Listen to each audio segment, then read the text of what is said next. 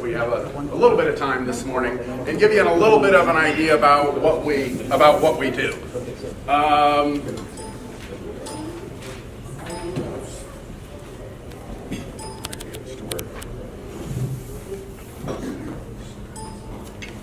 There we go.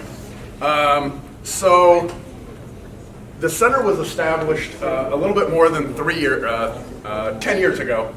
And it was started, it was established by Vince Webb here. Vince was had been the chair of the criminology department, and had stepped down from being the chair and was asked by the provost to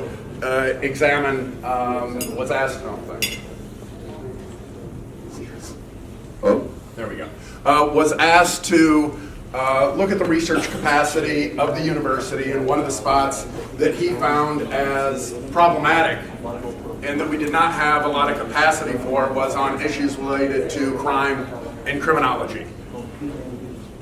And so soon after that, the center started to be discussed, be created, be formally established, and then soon after that, President Crow put it in place for strategic investment, and soon after that, the Watts family, Mike and Cindy Watts, donated $3 million to it, which allows us to do a lot of what we do today. Most of what we work off of, our faculty like myself, Cassia, Ed, are on hard lines, state dollars, but the rest of our staff have to be kept moving on soft money, and as you know, soft money comes and it goes. And so in times of need, we're able to rely on that money to be able to keep some basic personnel around, keep graduate students funded in line through the ups and downs, which gives us some stability that oftentimes research centers don't have. And so we do rely on that, albeit to minor amounts. We try to invest every year in one service-related activity where we give back to the community, and the community, we can define it in several ways. It can be a local community here in Arizona, or it could be international. One of the projects that some of you might be familiar with is a project that we took on for the RSS. That project was a 5-year project. The first half of the project we took on without any funding, and what we did was we dedicated a graduate student to work on it as funding through the Watts family for the first couple of years, and we made quite a bit of progress on it. Lydia is somewhere. Lydia was that graduate student who worked on the project and spent quite a bit of time in the Caribbean on understanding gang prevalence and gang problems there. And so it helps in a number of different ways. And so the center is located within the School of Criminology and Criminal Justice. Cassia Spahn is the director of the school. And our school, it just came out a couple weeks ago, I believe, that we're ranked as the number 5 criminology program in the world. It's ranked by U.S. News Report. We have roughly 25 faculty. We have several lecturers, adjunct professors. How many adjunct professors do we have? About 60. Yeah, so we have 60 adjunct faculty that teach courses for us here and there. We have 23 lecturers instructors, meaning they teach on a full-time basis. And then we have tenure track faculty that are expected to do research, teaching, service activities, and the such. We have roughly 2,000 undergraduate students, roughly 300 to 400 master's students, with most of those in our online program, and we have roughly 35 PhD students in the program. I was just told by Mike White, our PhD director, that we now have roughly 30 alumni in the field with a PhD that are working at various universities across the country. And so as part of the department and as part of the center's role, we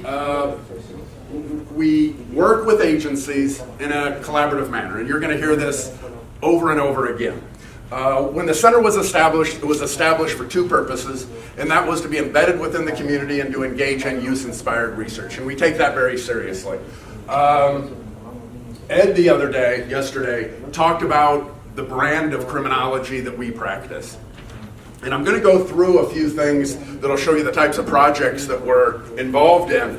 And what you'll notice is the brand that Ed was talking about becomes very evident. That our job isn't to be on the outside poking at agencies and poking and being critical in a way that is not productive. That's not to say that we're not critical, right? Our job is to identify promising practices, identify what works, identify problems, but that doesn't mean that our first choice is to run to the Wall Street Journal and publicize all of the problems with a particular agency that we're working with. Instead, we try to work collaboratively alongside agencies to improve their performance, as well as to advance a learning agenda within organizations through a multiple number of strategies. And as a consequence of that, we partner with a large number of agencies. These are the agencies that we've worked with over the past 10 years in one form or another. A lot of them are missing on the local side. There would be too many to list, and I'll go through some of the projects that elicit their partnerships. But we do a lot of work in the internet. I would say about a third to 40% of our work is in the international sector. About a third of our work is federally funded by the feds and performed here within the United States, collaborating with DHS, DOJ, collaborating with ATF and some other agencies. And then we do a lot of work locally. About a third of our work is with local agencies. For example, these are all the projects that I'm going to show you. We are either currently involved in or within the past 3 to 6 months recently finished up. None of them are from the far past. You will notice Phoenix PD on there quite a bit. That's been a recent development. That was not always the case, as you might know. So we just finished up with a focused deterrence project. Some of you might be familiar with focused deterrence. It was talked about, I want to say, in 3 or 4 of the presentations yesterday. We had a project with the Phoenix Police Department where it was our responsibility to identify the worst of the worst, provide that information to the police department, and work with them on a strategy to move forward to place leverage on these offenders to engage in deterrent practices, right? And then our job was to serve as the evaluator. We currently received a project with Phoenix PD. Brandon Huntley in the back started, I don't know if you started the gun crime intelligence, the gun unit, but you were certainly a major player in its formation and development as it is today. He's been retired for about 3 years and continues to work in the field, but we're working with, we're one of, I want to say, 5 federally funded sites that received funds to concentrate its analytical capacity and leveraging police resources to focus on gun crime. Right? And I believe that's a 2 or 3 year initiative that we're involved in. We also, some of you may have heard of a character by the name of Sheriff Joe Arpaio. Hands out pink underwear, right? He had a camp for the offenders that were in his jails. As a consequence of some of his behavior, there was a consent decree imposed, there's federal oversight taking place, and MCSO brought us on board to increase their analytical capacity to identify trends in racial profiling there, as well as to identify the officers that are involved in racial profiling. So our job is to increase the analytical capacity of that agency so that they can best identify where some of the potential problems may lie.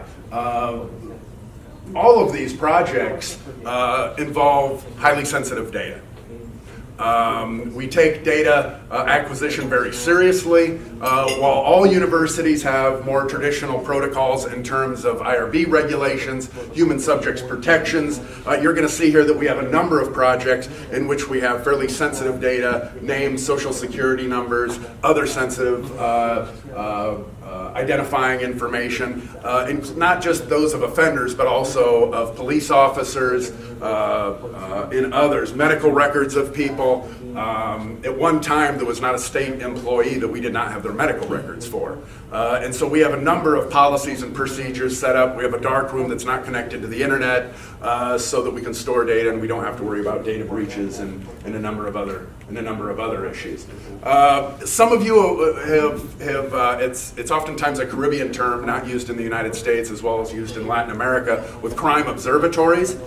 We operate an observatory here in Arizona, funded by the CDC. It's not called an observatory, but the CDC sponsors states to surveil violence. And the project receives data from death certificates from across the state. We take that information, name, social security numbers, and then we provide it to the police and to medical examiners, and then we receive the homicide investigations, the suicide investigations, and we use that to identify trends in suicide and homicide throughout the state, to examine causes, correlates, and to provide recommendations in terms of moving forward, whether it be at the community level or state level. And this is part of a national network. For those of you that know the center, you know that we have been immersed in body-worn camera work. Phoenix Police Department was the first federally funded agency to implement body-worn cameras in the field. As a result, we started to pick up a lot of work in body cameras. A lot of our work was funded by the Laura and John Arnold Foundation. That's a philanthropy based out of Texas, although they're in New York City as well. And we looked at the Tempe, Phoenix, and Spokane police departments using randomized controlled experiments to assess the effect of body-worn cameras on a number of issues: perceptions of legitimacy, complaints, proactive law enforcement, a whole host of issues. And a consequence of these projects, we ended up serving as the technical assistance arm of the BJA to help hand out the 50,000 body-worn cameras across the nation. We partner on this with CNA and JSS, Justice Security Strategies, and the Obama administration, after Ferguson, decided that they were going to put 50,000 body-worn cameras on the street. Police agencies applied for that funding, and I believe there have been some, sort of making this figure up, somewhere between 300 and 400 agencies have received funding. They're now up to the 50,000 cameras. When an agency receives funding, they receive technical assistance from ASU and the JSS and CNA, and we're each assigned sites to work them through policy issues. We have created a policy scorecard in which each agency has to go through. We don't dictate what policies are required, but that they are required to have, they at least have to pay a nod to issues within policy. For example, we don't tell them that you have to have a certain policy on activation, but that they just simply have to have a policy on activation. So on and so forth. There's about 40 some odd points that are required to be covered in policy. And then we also provide technical assistance in terms of speaker bureaus, going out and visiting with various stakeholders that may need help understanding the issues, helping them understand some of the strengths and weaknesses, and issues concerning sustainability. We've had a lot of discussion about sustainability here. A lot of the body-worn camera work involves around sustainability. It's one thing to get the federal money, to get the cameras into the hands of the police officers. It's another thing to maintain a program that's quite expensive on the back end with data storage and prosecution's involvement with body-worn camera footage. We obviously do a lot of work in the international sector. Both myself and Dr. McGuire have received federal funds to look at issues involving MS-13 in Central America and the United States. As part of that work, we've done a lot of work with active offenders, following in the footsteps of Vince Webb and Scott Decker and others, where we're working hand in hand with individuals that are deeply involved within some of these organizations to better understand their organizational structure and behaviors. A lot of our work has been in the Caribbean as well as Central America. Ed is going to talk a little bit today about his evaluation of Project Reason, which is funded by IDB, and the evaluation is coming to a close in the next few months. We recently started work with UNDP and USAID on CARASecure, which you heard about a little bit yesterday, in terms of understanding some of the data acquisition issues that are going on, in terms of better understanding some of the needs of the member nations that are participating in the program, so that that program can be can move forward at a reasonable pace. So that's sort of the activity that we have going on within the center. What I wanted to bring to your attention was the fact that very little of our research involves research for research's sake. All of it involves partnerships. All of it involves working with organizations to encourage organizations to become learning organizations. A number of our faculty have published on issues involving learning organizations, and the idea is to develop a reciprocal relationship with researchers. And those researchers don't have to be within a university. They can be on the outside, they can be within your organization, but the idea is to encourage organizations to be continually improving, adapting, and addressing performance-related issues where necessary. And that's what we sort of see our role as. We don't see our role as being up front. We see our role more in terms of being in the background, supporting your efforts, supporting you with capacity to provide you with opportunities that you might not otherwise have internally, that we can be of assistance with. And with that, I just wanted to open it up for any questions that you might have. We were going to go ahead and follow this discussion up with, where did Claudia go? Claudia will be coming up next with with talk on what's going on in Brazil. But well, I should first open it up if anybody has any questions. I mean, I know I talk to most of you pretty frequently, so I'm sure you can. But does anybody? Yes. If you could talk just a little bit about the role of the center in developing the next generation of scholars. This, I think, is a real seismic break with the past for many universities. The easy thing to do would be to sit in your office, download a data set, run your models, not have to deal with those people in the real world and all their issues. And this is I think a real break, not just in the way academics and universities work, but also in the way we train students. Many of them are here today that are the products of the work that you and Ed and Mike and others have done. What do you see for the role of students and the next generation who's going to walk into these big footprints? No, that's a really great point, and we don't discuss it enough. Working with agencies is difficult, right? And working with academics is difficult, right? We're not an easy match necessarily, but I think it's an important match if we're all going to move forward appropriately.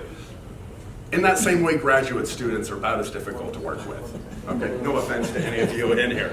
It's a lot of work working with graduate students. It's an enormous amount of work. It's an enormous amount of effort. And it's not just effort for the faculty member in working with them, but it's also a lot of effort in terms of working with organizations and agencies to understand the importance of bringing graduate students in. Graduate students are expensive. There's no way to put any other spin on it. They're expensive. But with that said, it is our mission to be in education. It is our mission to be working with students. And it is our mission to be providing them with mentorship, to be pushing them towards the issues that we believe are important. And within the center, we believe that it's important to mentor students that are, one, able to work collaboratively with students or with organizations, and be solid academics. And that's asking for an additional layer, right? So we expect them to understand traditional academic issues, methodologies, theory, policy, but on top of it, we're training them towards working with organizations to understand practical matters. And that's expecting a lot out of somebody who's just entering into the field. And so we have a lot to learn in terms of working with you all, in terms of how to present this information in a better way to understand what we're required to do. We're evaluated on these issues. It is an important part of our job and our mandate, and we oftentimes do not do an adequate job of explaining these issues. But I think that it's one of the most important issues in what the university can add in terms of creating a sustainable infrastructure in issues of security in Latin America and the Caribbean. And as an example of that, one of Ed's students, Ken, was brought onto projects. He was working on Ed's MS-13 project. It moved him into a direction of interest in international work, and now he's will be working at Rutgers solely on issues of, what's the name of the department? Latino and Caribbean Studies. Latino and Caribbean Studies. So we have one more new scholar that is moving forward and is working with organizations and working within the international context, which in criminology is excessively rare. It is not a frequent phenomenon, and to be frank with you, it's oftentimes discouraged. As a field, we're very US-centric. We're not even high-income centric. right? We don't even say, no, don't go to Europe. There's no crime in Europe. You know, you need to stick to Detroit, right, in the U.S. You have Lydia Nuno, who's been working for 10 years in the international community as a result of her work in the center. Andrew Fox, H over here, started off working on local issues, and now she's working on international issues. Many of you have been working with her. And so we now have collectively roughly 8 or 9 PhD students that now their work, instead of domestically being focused, is now focused on international efforts. And we're trying to increase the pool. And that doesn't just include PhD students in the United States, but a lot of us serve on dissertation committees working with PhD students in other nations. One of which, right here, is Sheridan Hill, a delegate from the Trinidad and Tobago Police Services, who's working on his PhD at the University of West Indies. I was talking to him last night that I would love to work with him on a project.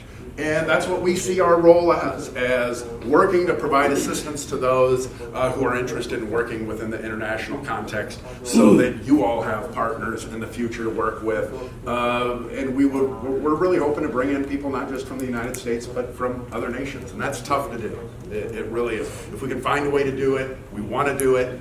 But it's tough. But we feel that our mandate is educating PhD students that are going to go off, work at another university, or even work for some of your organizations, and do the same thing and give it back and provide mentorship to others, whether they be in the United States or the region, and ask them to partner with organizations to increase their learning capacity and to try to orient them toward more of data-driven policy making is what we see our goal as. Thank you, Scott.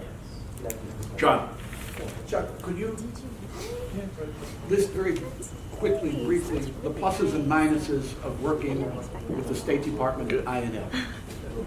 And there's a reason for this question. Secretary of State hearings. I can just imagine that one of the first things the new team is going to do is to take a close look at all the spending and what they're doing. And I'm looking for talking points for Washington. Well, I'll be honest with you. My real issue is oftentimes their measures are how many cops did you train to ride a bike, how many of them did you train to put on their equipment properly, and they're looking for these types of things that are really easily countable. But most people know how to ride a bike. Right? And I don't mean that just internationally, because we do the same thing in the States. You know, we have bike patrol and we put them through a week academy on how to ride a bike, right? But we count these things, and we're investing a lot of money in counting widgets instead of counting cultural change. And some of you brought up the idea of performance measurement, and we're spending a lot of money measuring things that are very easily countable. My daughter last night, I found that $60 worth of quarters out, right? Well, she did it because she could do it. And she enjoyed doing it because it showed something in the end. I have $60, right? But that's not something that we need to be patting people on the back for once they hit 45 years old, right? And we don't need to be counting bikes and bullets and some of these types of things. And if the State Department was to, I think that they do need to invest in some of these issues, and they need to, you know, encourage the use of bike patrol, getting out with the community. Those are all good things.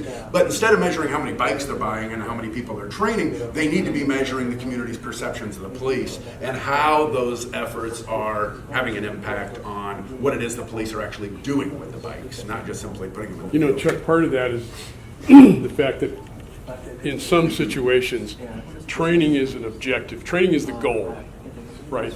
Not the performance of people who have been trained or changing the way the organization operates in the field as a result of that training, but just, pardon the reference, butts and seats, right?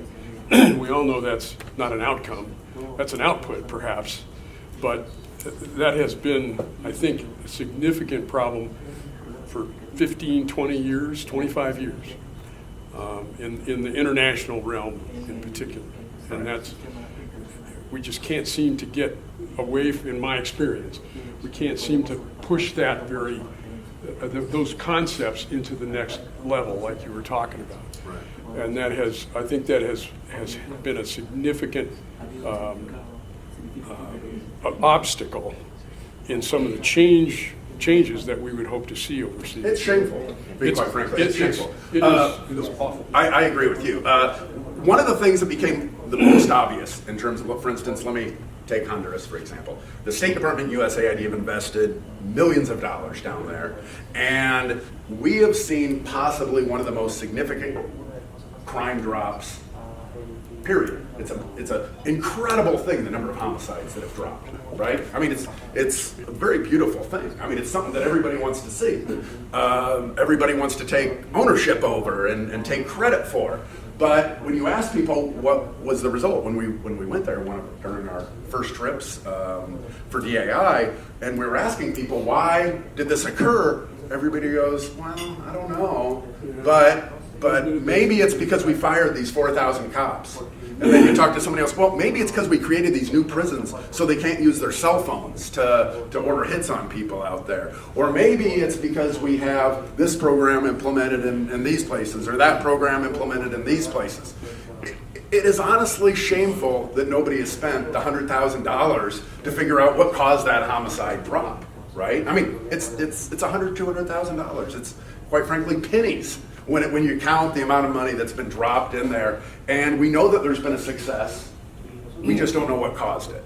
Well, and just to add to that, USAID did do a 3-year, 4-country impact evaluation that started back in, I think, 2009, but it wasn't designed to measure a drop in homicides. So you have that issue too, right? Like in terms of the timing of when, that particular one, it was measured like in terms of community interventions. And so it was the only U.S. agency that had actually done an impact evaluation of that kind, and the results were interesting. They were positive in the sense of, perceptions of citizens with regards to homicide reduction and gang presence, but that it only went so far. So I'm agreeing that there needs to be more done in that regard, right? That's what they're trying to do now. Yeah. That's it.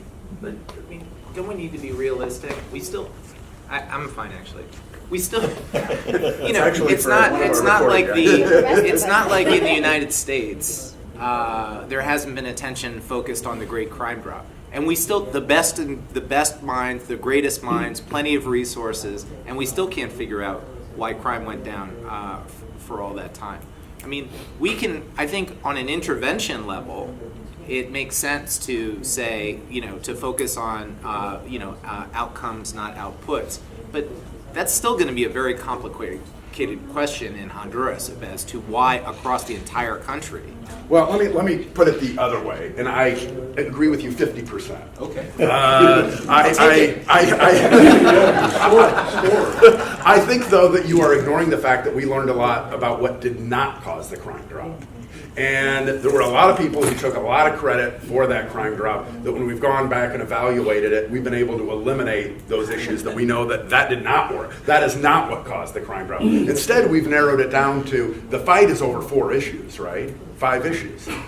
Well, hell, I mean, now we've at least narrowed from God knows how many down to 4, and we can concentrate our energy on those issues. We can also talk about, we have a whole issue of racism that's existed that exists in New York City with regard to, order maintenance policing and its impact on race, its impact on crime. It's fostered some really interesting questions about what we've been talking about here in terms of how much is it worth to violate people's rights in the names of crime reduction, and what do you get and what do you don't? And so I agree with you, we don't have the golden ticket, but I do think it's eliminated a lot of the BS that did exist before. I'm sorry. Go ahead and I'll do that. Can you name those 405? The 405 issues that you've narrowed it down to? Well, in Honduras? In Honduras, I don't have any idea. Okay. I'm just telling you, I have a list in my office of 10 or 12 that people have said that we want to examine that are the same 10 or 12 that always come up. They all could be I don't know, it could be 1, it could be 12, but it deserves to be examined which ones hold water and which ones don't, so then we can spend more time. Yeah. So Chuck, why don't you take Ted, because he may say, and then I'll say, I have something to say, but he may say what I'm going to say. What I'm responding to, Chuck, when you say it would only cost $100,000, $200,000 to answer that question, I sort of challenge that. Like, when we're doing our impact evaluation on the secondary. I'm sorry, here you go. So, is it working? Okay. So what I'm challenging is your statement of if we only had 100,000, 200,000, we could answer this question. And I sort of question whether you could really do it so cheaply. As we designed our impact evaluation to look at the secondary prevention activity, the cost is roughly, I think it's roughly right now at this point, we got it down $1 million, maybe $2 million. Similar when under the actual data, it's not like you can go tap into existing data sources. We're dealing with systems, as I said yesterday, that are paper-based, so we have to work with them to come up with a consolidated data thing. So just when you really feel confidently that you could do it for that little, and if so, if you see problems in the Caribbean that you could answer questions like that for that amount, I will contract you. I think we would happily work with you because our experience is you can never do anything for that amount of money, and particularly in the Caribbean, when the cost of everything there seems to be 2 or 3 times the cost of any place else. Cost of anywhere else today? It's certainly more expensive than Latin America. Yes, it It's is. more expensive than Africa. It's more expensive than Central and Eastern Europe. And this is primarily due because these are small locations. They are separated by water. And so anything that has to get there comes in. Transportation is huge, and the margins that get added on top, because their small volumes, are tremendous. Your question is very fair. And I could go into all sorts of issues with the way things are funded in the Caribbean and funded in Latin America and the priorities that we place on how we're having. But one is, what you're talking about evaluating with some of the programs in the Caribbean are much more complex. You're talking about huge programs and evaluating which parts work, which parts don't. What I'm talking about with the homicide drop issue is a much simpler evaluation. One is because we're looking at aggregate level statistics. And so methodologically, what we're looking at are 2 things. We're looking at a trend in homicides. We break it down into a trend within locations, and we're identifying those locations, and then we're conducting a resource inventory. We could go on. I'm not going to tell you that we can nail it down to giving you a silver bullet to handle all homicides in Honduras, but what I can do is tell you that we can take those 12 propositions that have been articulated, and we can come back and tell you how much each approximately were responsible for the crime drop. Which ones had an impact, which ones didn't, and how much they had an impact. Is it going to be perfect? No, it's not going to be perfect. But what it will do is get the conversation started to further understand those issues, and it can dispel a lot of myths. Because I'm guessing out of those 12, there are a small handful that are having an impact after you think about issues like community structure and some of these issues, and we can start to have a real dialogue that's meaningful about what really did have an impact. We could tell you what proportion of the crime drop was related to the firing of these 5,000 officers. How worthwhile is that? And it can help generate these questions. It's not going to be perfect. If you're looking for perfection, there's nobody it's going to do that. But we really can get a better idea of what's going on and have a very real conversation about it. So, For $200,000. What would be I swear to God. What would be fabulous about that, though, is what would be interesting about what you just said, and this goes to Ambassador Mesa's point about talking points.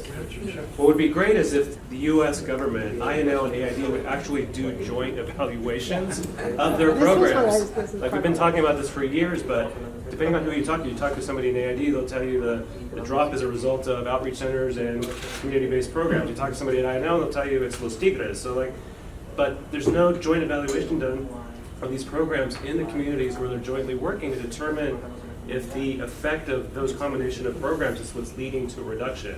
So you get one-off evaluations that are telling stories that are not accurate, and they don't help in terms of making the case to the Hill for future funding for these programs. And so that, in terms of a recommendation and talking points and sort of pushing that along, I would highly recommend that yeah, that be that a was pretty constant much narrative, what I right? was going to say.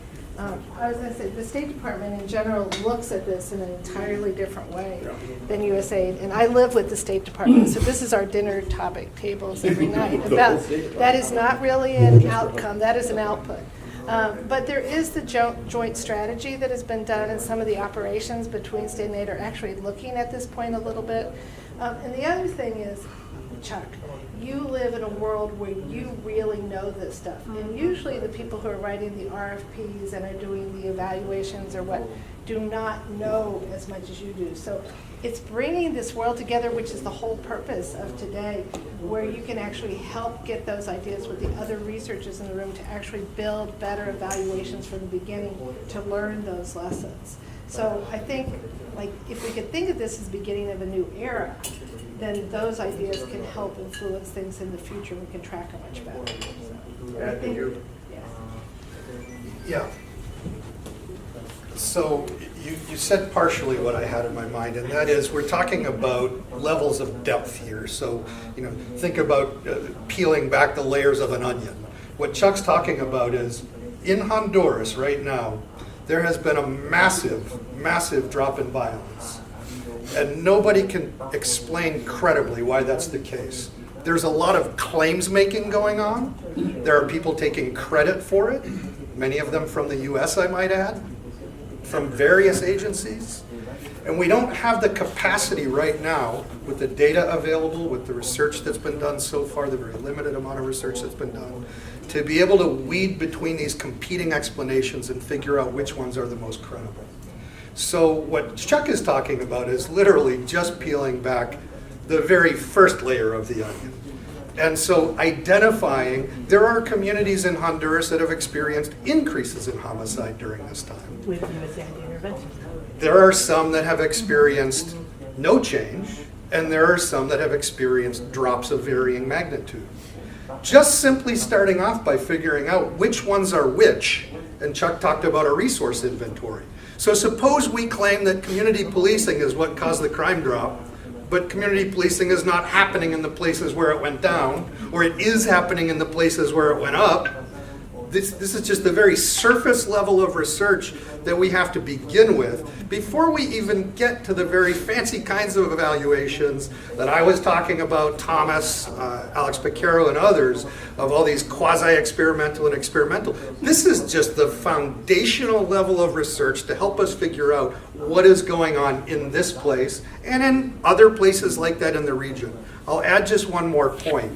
It's possible to do in places that don't have a long tradition of research, that don't have analytical or research capacity.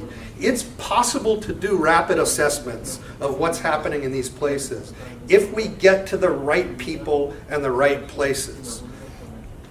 I'm thinking of this example of in Trinidad, for years we were hearing that the reason for the massive increase, the 400 or 500% increase in lethal violence in Trinidad and Tobago had to do with the transshipment of drugs from southern locations through Trinidad, where drugs come in and guns come in and so forth, as they're shipped into larger parcels for destinations in Europe and in North America and so forth.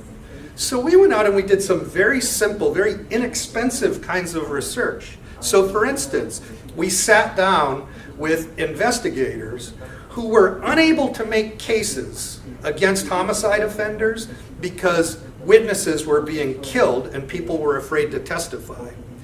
But they could tell you with a really strong degree of accuracy who did the homicide, why they did the homicide. They knew. This isn't a question of they don't know who the bad guy is or why the bad guy did the homicide. This is a question of they just can't make a case because everybody's afraid to testify because witnesses are getting picked off left and right. And so we went through the motives of several hundred homicides, and almost none of them had a damn thing to do with drugs. Almost none. We also did a variety of very inexpensive surveys of active offenders in jails and so forth, where we looked at gun availability. And at the time when we carried out the research, this was a while ago, there was actually a very shallow pool of guns. It's not that the nation at that time was flooded with guns. There was a very shallow pool of guns. They were very expensive, they were being rented, which again goes against the prevailing wisdom at that time about what was driving violence. These research projects were not expensive, and they enabled us to sort of counteract the prevailing wisdom at the time about what was really happening. Which allowed for different interventions. Exactly. Yeah. I'll stop there. So I just want to sort of support what you all are saying and just note a distinction. There are other kinds of research besides program evaluation. And interestingly, what we're hearing is that there are some of this research is actually much easier than program evaluation and can answer some, or at least advance, some big questions. I mean, for me, if 200 grand can tell us, strip down a lot of the nonsense that's happening in Honduras, I would do it like that, quicker than that, as a policymaker, just to have that, start challenging the narrative and changing the things and getting to the next question. And so I think one of the interesting things about these research partnerships is not just can you align and look at this particular program and find out whether it worked or not, but you can also think about all kinds of interesting questions that are important and that might actually be easier. I mean, program evaluation, rigorous program evaluation, is potentially one of the hardest ones to do, right? Absolutely. Absolutely. Okay. Thank you for that discussion. Made me feel good. So.